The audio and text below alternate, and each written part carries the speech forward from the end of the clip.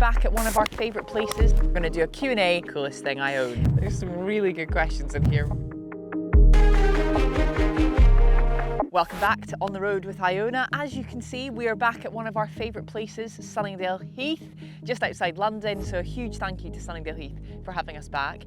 I am here with Emily behind the camera, and we are going to be doing a 9-hole chasing the red right now, me versus the golf course. But as we go around, I'm going to be answering questions from you, from our On the Road community that you've sent in via Instagram. So we're going to do a Q&A. I'm going to reflect on the last few weeks that we've had on the road. I've been at the Open Championship, the Scottish Open prior to that. I've seen Scotty Scheffler in action up close, and then next week we're heading to the Women's Open. So we're going to chat to you all the way round about all the things that have been going on in the golfing world. Let's go. And here we are on the first hole. It's 145 yards. Little bit chilly. It's 6:30 in the morning or thereabouts, so we're out with the birds today. So I'm going to hit a little cruisy 8-iron.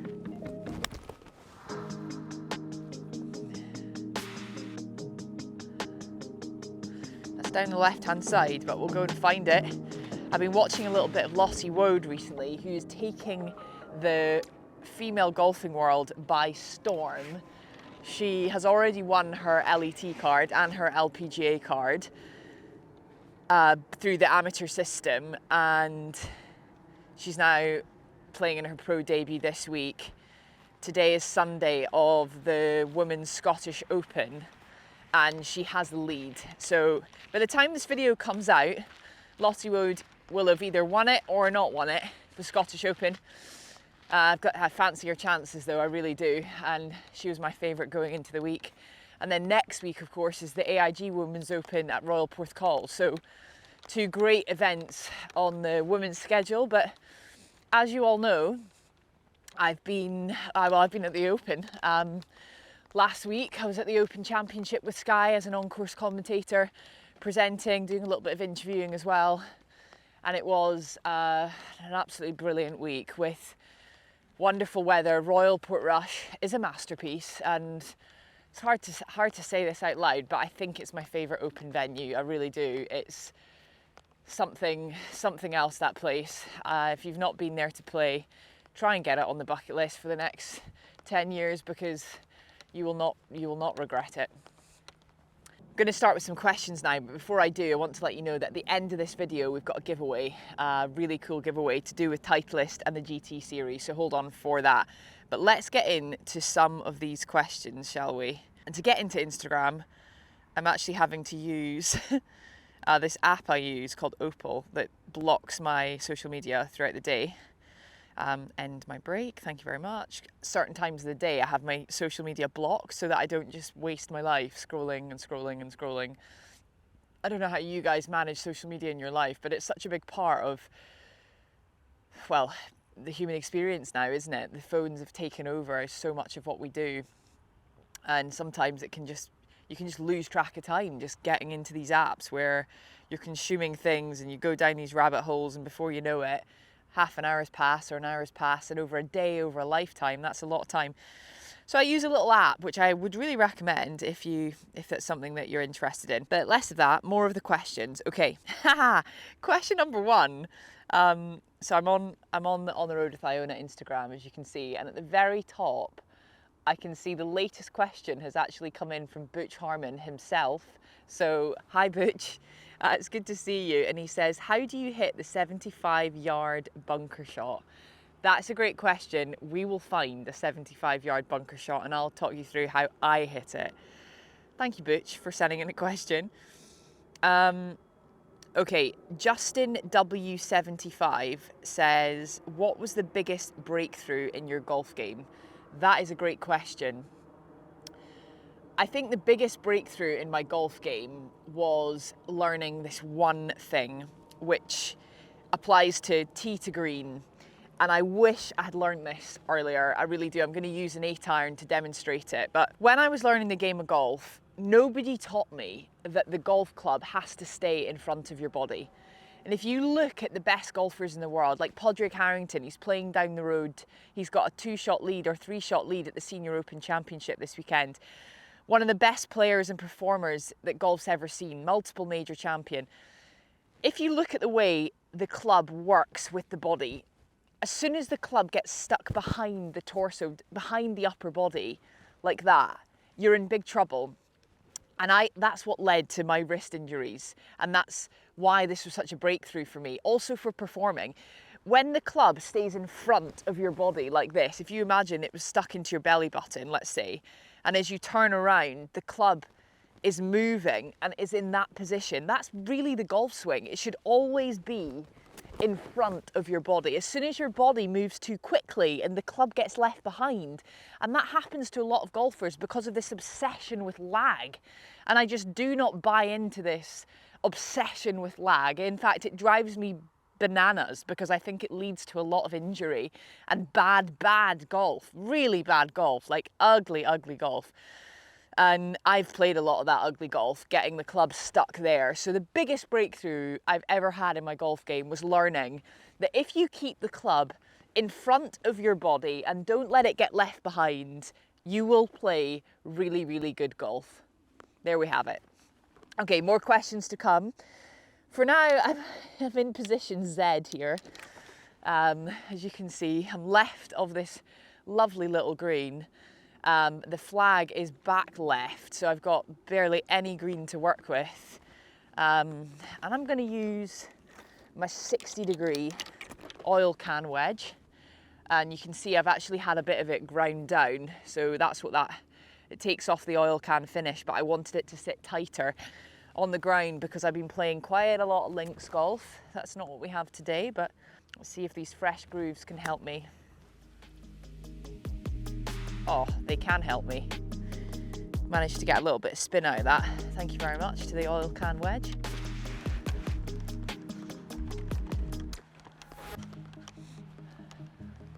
Right, this is a knee knocker if ever I saw one. Down the slope, a little bit left to right. You can see there's a lot of moisture on these greens. I'm leaving Santa's footprints as I walk around. We're the first ones here today, so there's no train tracks to tell me where to go.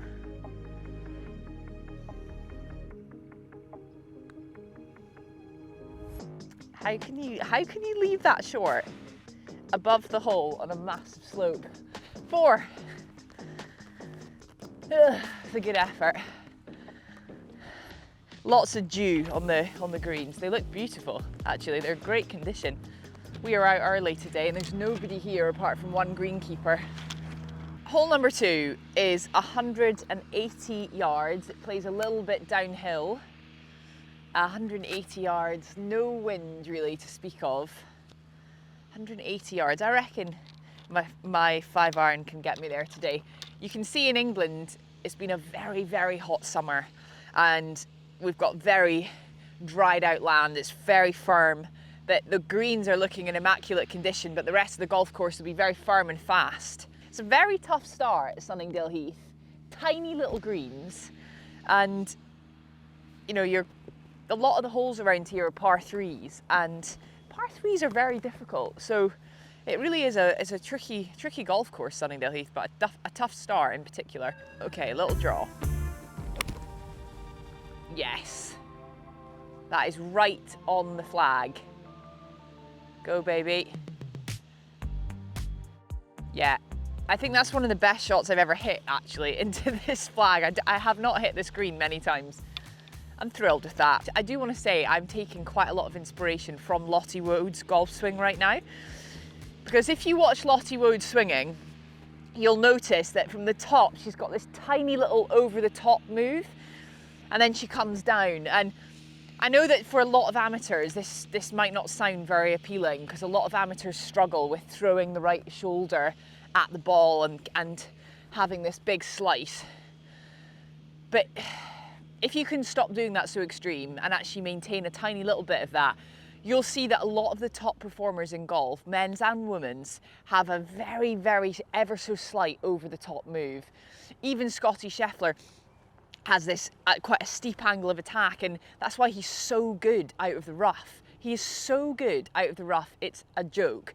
His distance control and his ability to get the ball out and sometimes spinning when you think he's in position Z is absolutely ridiculous. And in fact, Jack Nicklaus was talking about this, a few weeks ago I was covering a PGA Tour event, and he was talking about players that he remembers, even in his day, that were really good out the rough, had a slightly steeper angle of attack, and players who take it around the body, which is kind of me, and are a little bit more sort of shallow in the way they take the club away and they take the club back to the ball, struggle to get the ball out of venues. He was talking about it at the US Open, actually. That's where it was, where they had that juicy rough. Simon Taylor _65 says, what's your view on the mental side of the game? Have you spent much time on this yourself? Another really good question. I have spent a lot of time on this, yep. As you will have noticed, if you have been a follower of this channel and you've watched quite a lot of Chasing the Red, I know for certain that I play my best golf when I'm relaxed and when I'm happy. And when I went to Open qualifying last year, it was the first time I had a competitive card in my hand. I tried to maintain that feeling when I was under pressure, because I enjoy my golf so much. When I'm out on the golf course, a lot of the time there is no pressure, you know, I'm just doing it because I love it. If I'm featuring on someone else's channel and we're keeping a score, like, I'm just loving it. So it's not like I'm needing to put bread on the table or it's how I'm earning my living anymore. So it's easy for me to sit and say this, but I do genuinely think that being relaxed is a really important factor in playing good golf. And you see it in the best players. Scotty Scheffler is a great example. You know, he's not putting himself under pressure, where in fact he's taken it to the point where he completely separates his identity from who he is as a golfer. And if he has a good day, it doesn't mean he's a good person. If he has a bad day, it doesn't mean he's a bad person. That's really interesting. But I have read some really great books about the psychology of golf, and one that had a particularly big influence on me was a book called Zen Golf. I'll put a link to it below. And that book actually changed my golfing life. And I remember I read it, and then a couple of days later I went and shot the course record at Wentworth, just down the road on the East Course, and still hold that ladies course record to this day. So it had a big impact, particularly on the putting. I think when you putt with fear, you don't hold many putts. When you putt with confidence, you've got a really good chance of getting that ball in the hole. So there's loads to discuss on that subject, and I think it's a fascinating one because, you know, in golf it is such a psychological game, and so much of it does come down to how you're feeling mentally, because that impacts how you swing the club physically and how you putt. Great question, thank you for asking. Well, the opening hole is a par 3, so I've made a bogey. So this is to get back to a level playing field. These greens, they're so beautiful. But to hole a putt on this green is quite tricky. Big left to right swing here. That is low. Can never get it high enough on this green. It is so difficult. But a par, definitely take a par. It's a tricky little hole, and I stay at 1 over par. Okay, the third hole is 153 yards, but it's playing like down the hill, probably more like 147 yards. And I'm gonna get some more questions. Nick Marshall asks, I'd like some advice on how to improve your scoring. I'll do some quick fire ones here. So my best advice on how to improve your scoring is try to make a par at all the par 3s. So just start with that. Like, think to yourself, if I could par all the par 3s in this round of golf, how would I shoot? And to do that, I used to aim exclusively at the middle of the green. So if the flag was on the left or the right, I didn't bother. I just said, I'm going at the middle of the green and I'm going to make a par on this hole. And, you know, if you hit a bad shot, you've still got a good chance of, you know, you might pull it to the left-hand side of the green or to the right-hand side of the green, but you've still got a good chance of making a par. I remember the day that I decided I was going to just focus on making pars on par 3s, and it really helped my scoring. The other thing that can be useful is just to keep a track of how many fairways you hit, how many greens you hit, and how many putts you have. Obviously the putting stats can be a little bit skewed because the more greens you hit, the more putts you might have. So it can sometimes be a little bit misleading, so be careful of that. But keeping some form of very simple stats about your game will allow you to learn and understand where maybe you need to improve your game. So there's my quick tips on that. Brandon J. Smith 27, hello Brandon, says, how has your swing changed since your visit to TPI? It's been really difficult to make these changes. I'm not going to lie, the hamstring thing is so hard to change. And one thing I've found is the more I've stretched my hamstrings, I'll have several days, like a day or two, and today's actually one of them because I did the TPI circuit yesterday. My hamstrings are so tight today because I've been stretching them. And I know I have to keep persevering with this because, you know, it's a process, but I have found changing my hamstring flexibility really, really hard. These are stubborn buggers that I've got. But one thing that I keep trying to do from TPI is to continue to stand close to the ball. And as soon as I get standing too far, then I just introduce that dropping on the inside, which is bad news. So standing really close to the ball is something that I've tried to keep doing from TPI. And honestly, my game fell off a bit of a cliff a few months ago because I introduced a new swing thought and it all went south. And in the last few weeks, it's come right back around again because I've come back to the same feeling of keeping the club in front of my body. And it's just such a great swing thought, honestly. It just works like a treat. And if I stand nice and close to the ball like I learned to do at TPI, then it all comes together quite well. So we are going to stay in America the week after the Ryder Cup and do a follow-on episode for the TPI. So I'll really look forward to sharing that with you. Spy School for Girls says, Donald, where's your trousers? Nice.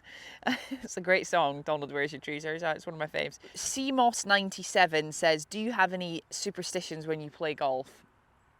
Yes. I never enter, if you come with me, Emily, I never enter a tee box in front of the tee. So like, I'm hitting in that direction. I would never walk this way and cross the line there. Like, to me, that is just absolutely criminal. I always have to come in behind the teeing area, and then from there I would tee.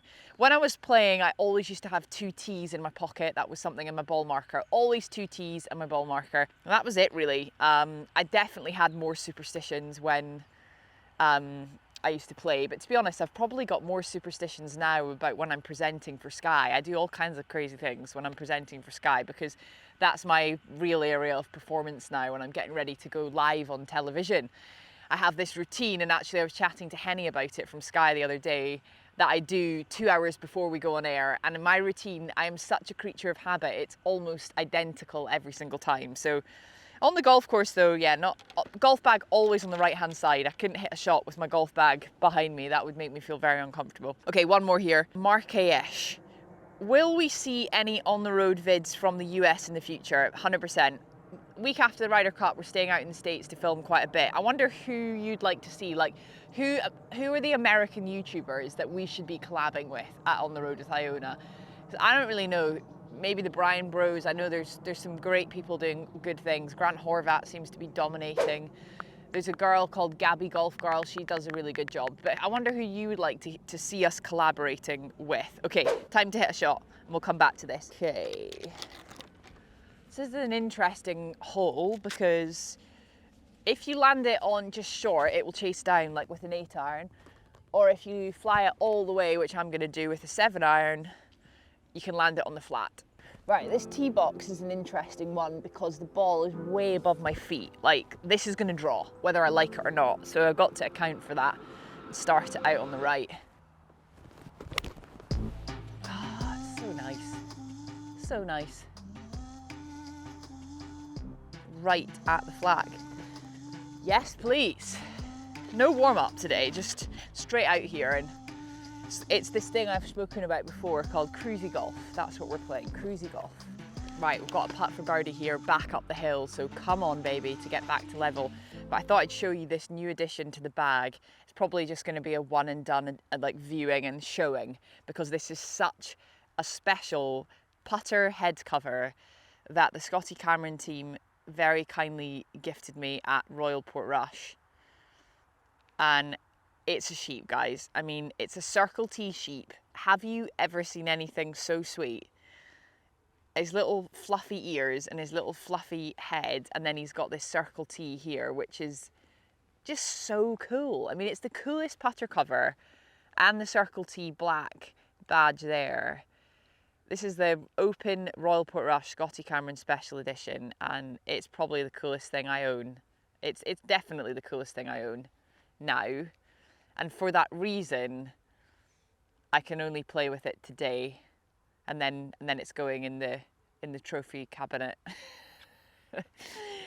Hasn't got a name, this sheep, so I think we should really open that up to the community and see. Sheila. Emily thinks Sheila. What do we think of that? She's going with it being a girl. I think it probably is a girl. She looks like a girl. So let us know your suggestions. I like Sheila the sheep, but if you have anything to add, then please do. She's an absolute babe, isn't she? Let's see if I can roll this in. Earlier this week, I went on to Peter Finch's YouTube channel for the very first time. So for the Peter Finch fans out there, Pete will be releasing that video quite soon.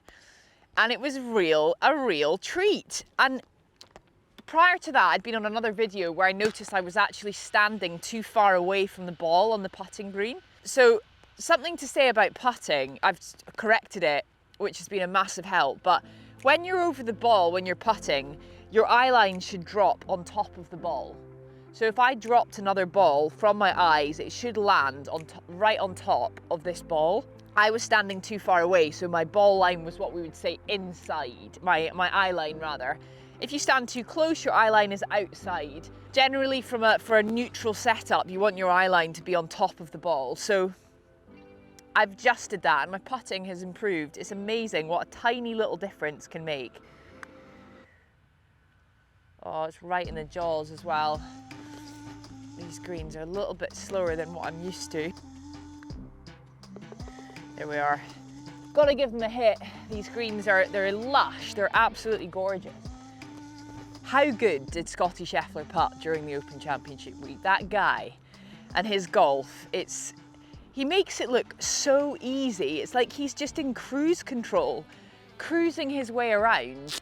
And you'd never know that he was playing for, you know, a major title. And now he's got 3 of them. He's got 3 of the 4 men's majors, and he's only 1 win away from another player winning the Grand Slam. Can you imagine in our lifetime if we saw 2 players win the Grand Slam? That would be absolutely crazy. Right, time to get the big dog out. Beautiful hole, and I'm gonna leave myself a little wedge. Let's get this driver away down the left-hand side. It looks like it's going straight for that bunker. Oh no, it's over it. Oof, that's gonna leave a little flick in. Not bad. 50 yard. Loads of great questions, by the way. Thanks so much to everyone. We've got hundreds and hundreds of them, so we won't get through them all, but I'm gonna keep moving along. PW Leach says, hey, do you play golf differently in the wind? Yes, absolutely. Play a lower ball flight and try to keep the spin off the ball. Around the greens, try to get it down on the ground as quickly as possible. So in this scenario where you'll see in a moment, I've got this 50-yard shot. I wouldn't be taking that up in the air. I'd be playing that up chip and run off the back foot.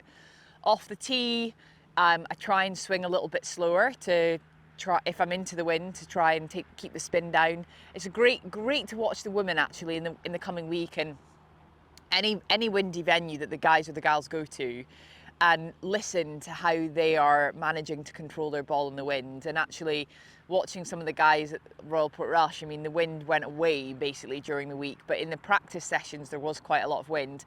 And you have players that sometimes try to hold the ball into the wind, or players that let the wind carry the ball. So there's different ways to do it, but yes, you have to have a different strategy in the wind, and it's really helpful if you can learn to bring the ball flight down a little bit, particularly with the wedges. Campbell Castle 23 says, how do you change your setup when a tee box is tilted? A good example was just a few holes ago where the ball was way above my feet, and you just have to kind of allow for that shot. So if the ball's way above your feet, you know it's going to draw. Like, there's nothing you can do about that. That's just science. So that's just physics. So it's kind of just sort of you know, letting go to the fact that the ball is going to do, if the ball's below your feet on the tee box, for example, you know it's going to go from left to right. So you just have to kind of give in a little bit. This is a question from NB Ference. NBFERENC says, how did you deal with the nerves on the first tee in your pro days? Good question. Sometimes I would try and trick my brain by just smiling and having a laugh, finding something that wasn't particularly funny and just laughing, because then you're releasing good hormones in your body that makes you trick your brain into thinking this is not a fight or flight situation. I'm just happy. I'm happy to be alive. Nice breathing, always making sure you're having nice breathing. And then I would try sometimes, and I still do this in high pressure moments, to just pretend to be someone else or feel something else. So I'd just be like, get into this psychology of just watch this. Like, I'm just going to hit such a good shot here. Just watch what I can do, you know. And even though you might not feel like that, it's like trying to somehow trick the brain, because the brain does all kinds of crazy things. It interprets a situation as it's life or death, and it's not. You're just playing around a golf. Another really good trick that I do, something called the zoom out technique, which is where I would picture myself standing on the first tee. Let's say I was teeing off the first tee of the old course in St Andrews. Then I would zoom out and I would see in my mind, I'd think about the town of St Andrews. I'd be like, okay, I'm kind of just a little small fish. Then I'd zoom out and see the whole of Scotland and the whole of the UK. Then I'd see the whole of Europe and think about myself standing on that first tee in the old course in St Andrews. I'd be like, okay, and then keep going until you suddenly remember, like, we're all just part of this big universe and really not as important as we think we are. And nobody cares as much as we think they do. So I try and just get myself a bit of perspective by like doing this kind of what they call the zoom out technique. Zoom all the way out and then come back to being in your shoes, and you might just feel a little bit lighter. Keith Gruber says, which wedges do you carry? Do you change based on the course you are playing? Good question, Keith. In my bag right now, you can see I've got the new oil can set, and I've got the 52 with the F grind, SM10 Vokeys. I've got the 56 with the M grind, which, if you've seen our episode with Bob Vokey, is the kind of one of the original grinds, and this is like a really good grind to start with. If you're looking for an all-round wedge, then the M grind is a really good place to start. And then I've got the 60 degree with the T grind and a little bit extra taken off, and that is for really tight Lynx turf, tight lies, and I absolutely love it. But I've also this is illegal, but I've got my old 60 degree in there, but that's just because I've been testing how this new T grind feels compared to my old SM9, which had the T grind some extra taken off. So I wanted to try and get this one feeling exactly like this one, because I was so happy with it. So I've actually just been out here kind of testing. They're exactly the same shaft, exactly the same grip, and I've just been making sure that they feel the same. And it's not quite there yet, to be honest with you. I still feel like I want to get even a little bit more taken off the heel of this wedge. So there we go. Let's go on with hitting a shot, shall we? Right, we've got 50 yards. I've got my 60 degree because I'm quite comfortable with that yardage.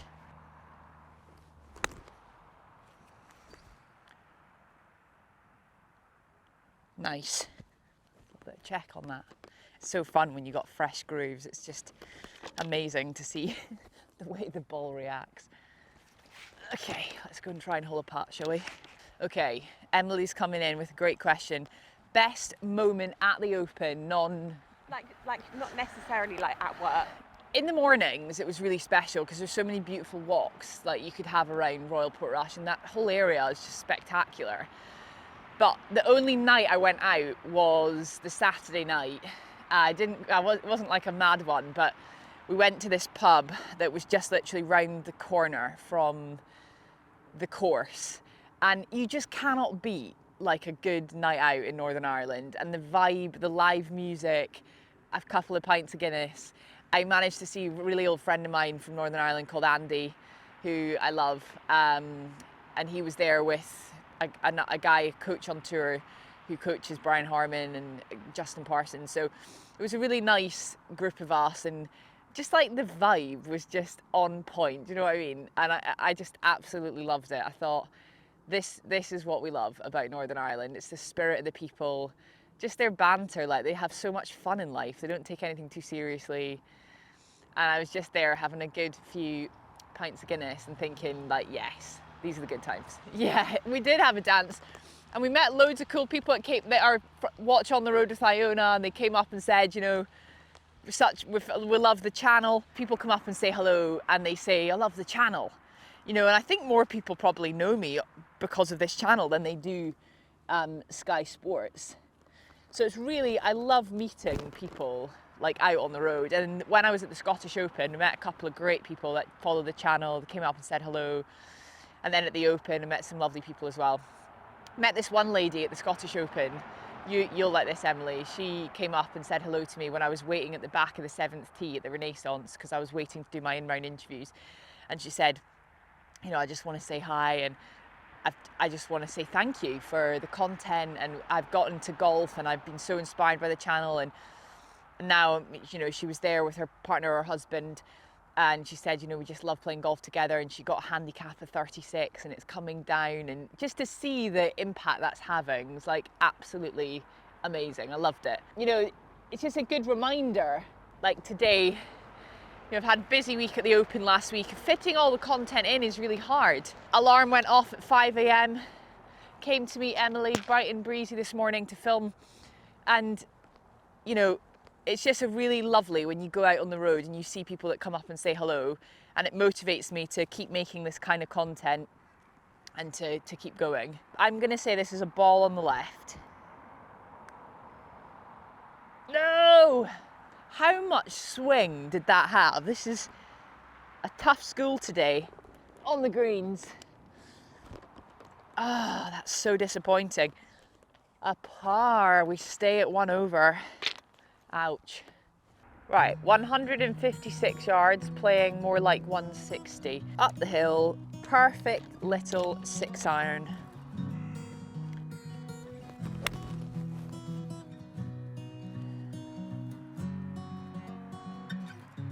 Looks so good, that's just perfect.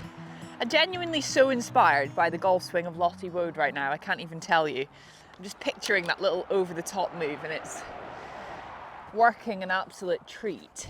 Yeah, she's an unbelievable talent, Lottie Woad. I mean, we've got a superstar on our hands, and the best thing is she's from the UK, for the UKers, and she played for the same county as I played for, which is Surrey. I was a very proud member of the Surrey golf team for a couple of years, played in the Surrey County Championships, lost in the Surrey County Championship final at Royal Wimbledon to a brilliant player called Lizzie Pryor.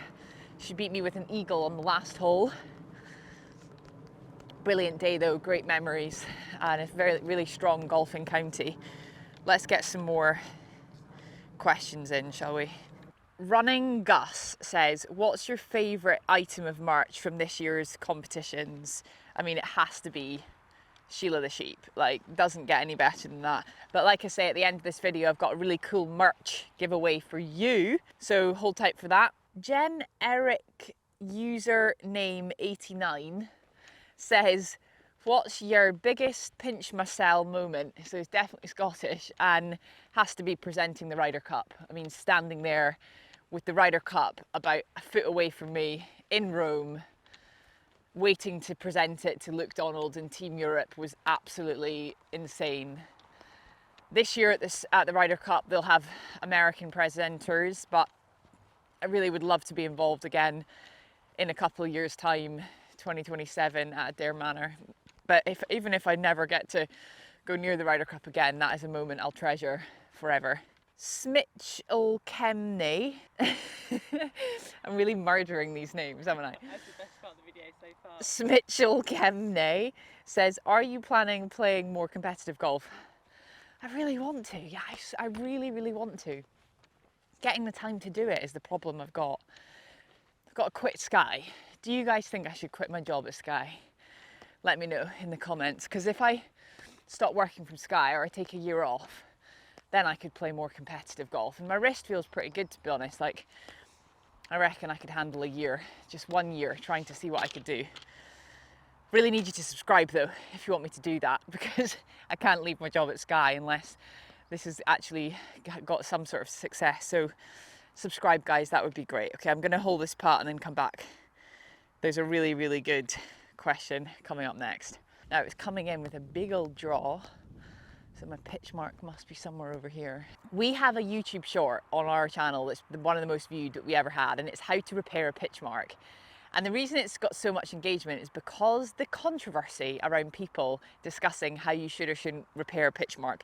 Here's my pitch mark right here from my 6-iron. And the thing is, I explain the video using a T. Now, you go from the back of the pitch mark and you go round the side, and then eventually you go from the bottom. And before you know it, you've pulled it all in, you tap it down, and it's like nobody even knew you were there. There were people kicking off on this video because they were like, oh, you haven't used a pitchfork repair tool. And I understand that if you have a pitchfork repair tool, it can be more effective, but I need to find a greenkeeper for you guys, because I've spoken to a few, maybe my mate James Wedge can chip in on this, but 99.9% of golfers only have a tee in their pocket. You forget the pitch repair fork. Like, not everybody remembers to bring a pitch repair fork. And if you watch the guys and gals out on tour, none of them are using pitch repair forks. They are all using a tee. A tee does the job just as well, guys and gals. If you know what you're doing, then to the folk that were like, no, you've got to use a pitch repair fork, like, it's okay, it's all right. Just take a sigh of relief, because when you repair a pitch mark with a tee, it does just the same job. And if you repair any pitch mark, it's better than repairing no pitch mark. The people that don't repair the pitch marks because they're like, no, I don't have a pitch repair fork, just get your tee out. You should always have a tee in your pocket. Give it a quick push in, tap it down, Bob's your uncle, all right? And we can all still be friends. Up the hill, right to left. Oh, I've left it short again. That is so pathetic, goodness me. And this is all kinds of horrible.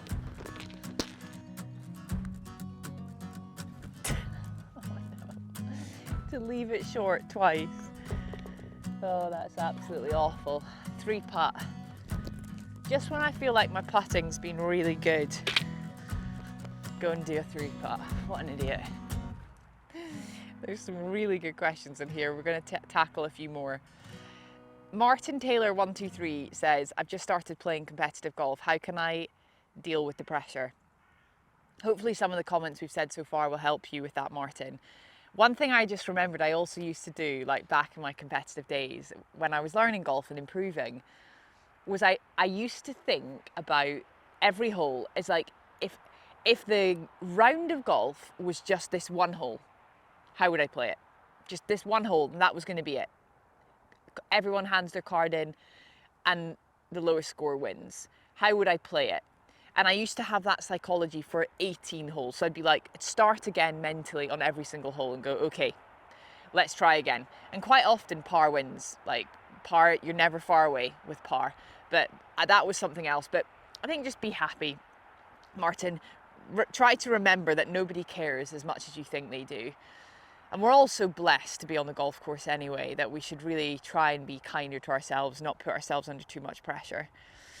Gary Wallace 161 says, if you could only play Crail Balcomie or the Old Course for the rest of your life, which one wins? It's got to be Crail Balcomie for me because of the views. I love the Old Course, but the views at Crail make my soul so happy. That's where I'm choosing. What athlete personality would you shoot with and retire happy the next day? That's from Enable Golf, great photographer. Does a lot of good work in golf. Right now, we are hoping to do some filming with some pretty talented tennis players. You've probably seen there's a lot of tennis players, but I have to be honest, I've always been a bit of a Djokovic fan. I know that's a little bit controversial. Djokovic splits opinion. You got Federer, Nadal and Djokovic and Andy Murray. I mean, any of those, I think. I've always been a big tennis fan, but to be honest, Djokovic wrote a book I remember I got quite obsessed with called Serve to Win, and it was a book all about what he ate. So he was a little play on words there because he was serving the plate to win. And I remember I learned a lot from that book. Again, his psychology, and I just have a lot of respect for him and the way he's gone about his business and taken a lot of stick and just stayed strong. It's hard to stay true to yourself in this life with being in the public eye and all that negative stuff he's had. Like, fair play to him. Ashers, which is spelt with a lot of H's and a lot of R's, Cat._, says, what's the lowest you have shot in a single round? I've had a couple of 9 under pars. I've shot, I think a 62 is the lowest, so that's a 10 under. Yeah, pretty good. That was enjoyable. I've not done that for a while. Foreheads Golf says, has golf ever helped your health? Big time.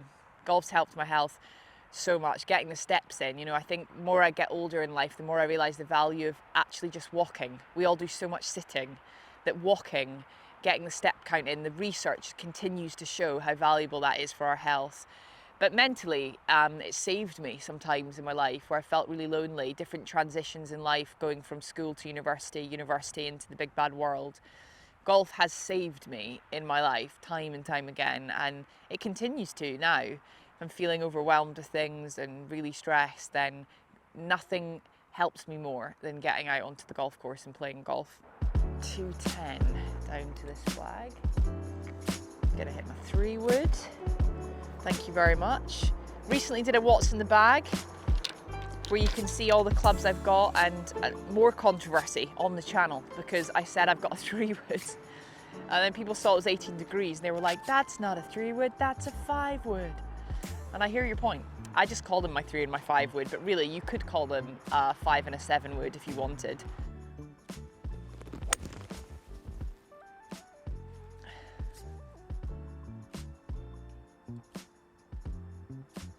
And that has got the members kick of a lifetime because I've actually hit that so far left that it's managed to kick back out. Happy days. See? Just keep a smile on your face. You never know what's going to happen. I got a lucky kick there. Luck of the Irish, you might say, off this tree, back into play. I've got a very similar yardage to what I had a few holes ago, but from the rough, which means it's not going to spin as much, it's going to release, and I'm going to try and take it a bit right of this flag. Sit. Just played the safe option there. Gave myself a chance. That's all we can ask for in golf, just a chance. If I leave this putt short, I'm prepared to do a forfeit right now, live on the channel.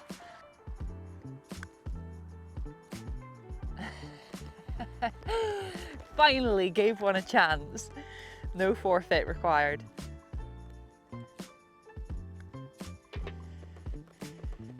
It's not gonna cut it. It's not gonna cut it. I've got to make some birdies. Hey, Sheila. Hey, I thought you were gonna bring me some luck. Really good chance to make a birdie here on 7 because it's a drivable par 4, 230 yards, and I'm gonna hit a little kind of stock little knockdown driver. Hold on, baby. Uh-oh. Wild kick to the left, over the road. It's going to be an interesting chip. It was like just going down the left-hand side and it's landed left edge of the green and taken a wild kick to the left. It was always quite an aggressive play, to be honest. I was trying to just take a bit off the driver. Let's go and see, shall we? And answer a few more questions as we go. Shawnee.m says, why was the British Open changed to the Open and now Portmarnock could host it over here in Ireland? So the British Open has been called the Open. It was a rebranding because ultimately it was the original Open Championship and it's the oldest of all the men's majors. So that's why the R&A decided, who run the tournament, to call it the Open. I think it's great. I think the Open is cool. A lot of Americans still call it the British Open, but slowly more and more people will just become to know it as the Open. And it's true. There is a rumour that Portmarnock could host it over in Ireland. The R&A have commented saying, it's been so successful in Royal Portrush. The Royal Portrush has only hosted the Open 3 times, and there was a 60-year gap or more between the first time and second time it hosted it. But we can all say it's been an absolute success as a venue. I have to say, logistically, it's an absolute treat to work on it. So there's just so many great things about it, and I think it'd be amazing if it was in Portmarnock as well. Matthew Gordon 97 says, when you're back in Scotland, would you like a game at Long Nidri Golf Club? Yes, I'd love to. Long Nidri was sometimes where I used to catch the train to school if I missed it from Drem. where I lived in East Lothian for a little bit of my life, and I'd love to. Thank you very much. The Mank5, who's clearly a Man U fan based on the thumbnail, says, would you like to see more mixed events? I would. I would too. I definitely would. And one in particular is I'd love to see like the Ryder Cup, the Solheim Cup come together for a new event that's mixed. I know at the Olympics they're going for mixed, and I cannot wait for that. So I do think it's great when the men and women's game come together just now and again. Morton H1234 says, have you played golf in Norway on Loft and Golf Links? I've not, and it looks unbelievably good. Have you, Emily? No, but it's been on my bucket list forever. Should we go? Yeah. Yes, okay, we're going. Right, as you can see, I've taken a hop off the road onto the other side of the fairway, and now I've got this little shot to the green. So birdie is still on here. That needs a big kick. Caught it a bit heavy. Crumbs. Putt for the birdie. Not going to leave it short. Break, break, break. Oh, played that right where I wanted it, you know.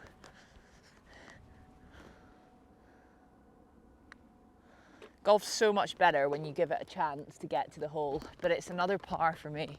The birdies are not coming today yet. 2 holes to try and grab a couple. Tyson Stubbing says, what 3 pieces of advice would you give to anyone wanting to start a YouTube channel without any prior experience / publicity in the game of golf? 3 bits. Number 1, be yourself and take yourself into the channel. Number 2, find a voice. So you have to find what it is that you're passionate about in the game of golf. What is it that really sets your soul on fire in the game of golf? Because otherwise you would just, you know, you need to have a focus. You know, I think in this channel, you can see I'm passionate about telling people stories and hopefully bringing inspiration to the audience so that we can all come away from these interviews and go, do you know what? That's really made me think about something differently, or it's really inspired me in some way in my life to be a better parent, to be a kinder human, to work a little harder, whatever it might be. And then my 3rd piece of advice is don't start it without really realizing what you're getting yourself in for, because this YouTube stuff is no joke. It is an enormous amount of work. I have a team of 5 people now, and myself, and everybody plays a key role in this, in getting this channel to come to life, plus all the camera operators and the editors. It's an enormous amount of work to try and get the content. It's the amount of time it takes to film it, edit it, get it out there. Before you do all that, when you do all that, you've got to do it all again, and it's just like this, it's just this wheel that never stops. So there are my 3 bits of advice. Tyson, thank you very much for your question. Here's a great question from Craig Mullen. He says, what have you enjoyed most about moving into commentary? I think what I've enjoyed most, Craig, thank you for the question, is the challenge that it's brought to me in my life. You know, I lost that ability to compete in professional golf, and it's been a different kind of challenge. You know, it's not easy commentating, largely because of the technical aspects of it, trying to get yourself in position, the wearing all the kit. I mean, a lot of people don't realise that kit weighs like 8 kilograms, like sitting on your hips for 5 hours. It's physically a very demanding job, and trying to get in the right position where you can talk to the audience through the microphone without, you know, pissing off the players, quite frankly, without talking too loudly. You've got to understand where to stand, and you're listening to the program all the time, listening to your producer, listening to your director, trying to speak at the same time while you're listening to all this stuff. It's like a totally different skill set that you need to be able to do that. So I think I've really enjoyed the challenge of that. And then obviously, like the Open Championship or next week at the Women's Open, being inside the ropes and being right close to some of the action is just amazing. It's really stretched my vocabulary as well, you know, trying to find a way to describe things for the viewer at home that's not obvious and is descriptive and paints a picture in your mind of what you're trying to say. And I've learned from like Ken Brown, who's been a great mentor to me in my life. He's a great friend as well. I'd love to have Ken on the channel at some point. So we have played holes 1 to 7 at Sunningdale Heath, and we're going to play 2 more holes on this beautiful little flat back section, more par 3s. This is such a difficult round of golf, so tricky to make a score, but I'm desperately trying to find a cheeky little birdie, and who knows, this might be my chance. We've got 156 yards, playing a little bit uphill, It's a 7-iron for me. Yes. That's a nice ball flight. Perfect, perfect. You're dancing, and I've got a putt for the birdie. Come on. Very happy with my approach shot in. And it's quite a flat green, this one, but this is a little bit up the hill. Maybe a little bit off the left as well. Keep leaving them short, Emily. I cannot get these balls to the hole. Absolutely have to hole this. It's been the story of the day, really, hasn't it? I mean, that's like a good 5 feet short. It's such a difficult game when you leave it so short like that. I need to spend an hour on the putting green after this, or even just 10 minutes. Yes, baby. That was not particularly lovely putt, but that's a par. Got 1 hole left to play. Here's the competition then, guys. It's a Titleist Special Edition T-Series. Swag bag, yes please.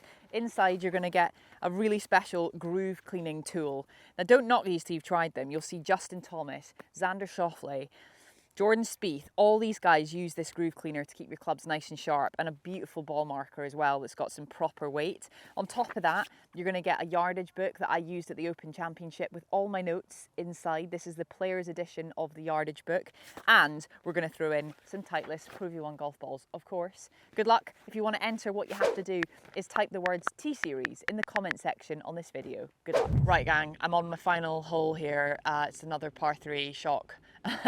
We've come across, because right now the Senior Open Championship's taking place at Sunningdale, and there's using some of this golf course for car parking, so we've had to kind of move a little bit. We're playing what is technically the 17th hole, but it is our 9th hole of this 9-hole Q&A. Really hope you've enjoyed it. Please don't forget to subscribe. I know we've mentioned that in this video, but it does mean the world to us and allows us to keep going. And I just really hope that we can keep this channel going, because I love creating this content for you, and we've got so many brilliant people around the world that we've still yet to interview, so we have to keep the dream alive. I'm going to answer 2 more questions. This one comes from David M, who says, "Hi Iona, do you think with the amount of knowledge you have from your own playing career, with the information you've picked up from TV, you'd be a good coach, mentor, caddy to an up-and-coming player?" This is a good question. I actually love caddying, so I definitely do the odd caddying now and again for a friend, but just unfortunately, David, there's so many things in life I would love to do. I love coaching, I love mentoring, especially love coaching women to come into the game who are brand new to it. And I've got some plans to do more of that in this year and into next year through using the channel. But I just don't know about you guys at home, but I feel like in this world, there's just there's so much to do and just not enough time.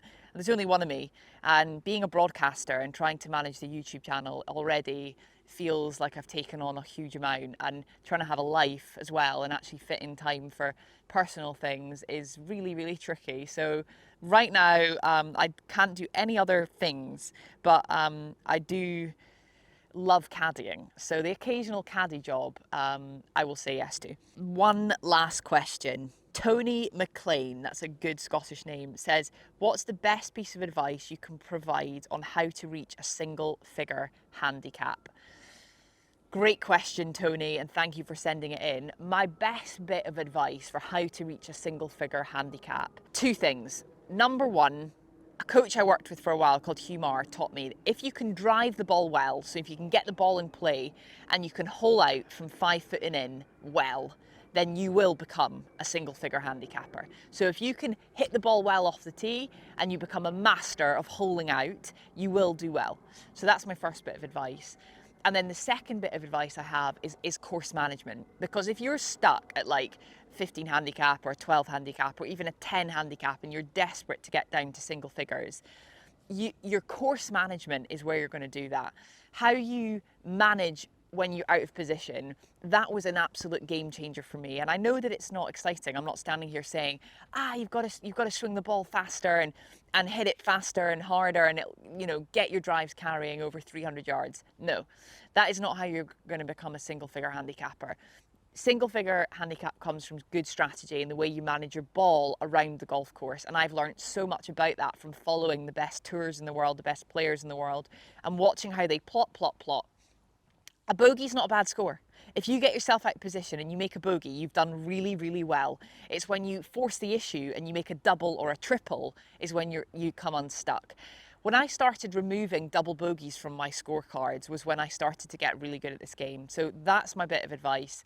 Thank you for this Q&A. I'm going to see if I can finish on a high at this beautiful par 3, 138 yards. It's a good yardage for me.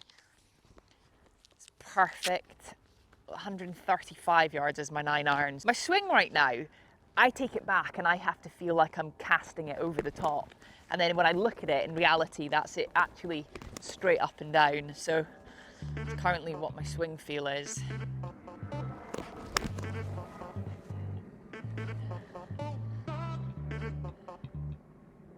A little right of the flag, but it should be okay. Pretty good, pretty good. First fade I've hit today, which is nice. A good chance, the last shout at finishing on a high. I've just seen the greenkeeper cutting this green, so I know it's a little bit quicker than the other ones, which gives me a chance of actually getting it to the hole. Some left to right in this for sure. How has that not broken? I honestly thought that was such a good putt. Like, I just thought from the moment that took off, that was in the hole. Not been a good day, not a hot day for me on the greens, but I've really enjoyed it coming out early, crack of dawn, with my gal Emily behind the cam to have a chat with you, a wee blether. It's been a really exciting couple of weeks on tour, a lot of work. I feel like my energy tank at this middle stage of the year is like somewhere half in the middle, maybe 50-60%. So I'll recharge before we have the Women's Open, quick turnaround. But I want to say a huge thank you to you all again for being part of this channel. It's an exciting journey to be a part of. Don't forget, we've got our Inside the Ropes community where you can come and actually get extra content, behind the scenes action. I did a whole kind of series of vlogs from the Open as well. So if you want to come and join the Inside the Ropes community, there's a link for that below, and we'll see you next time. Thanks so much.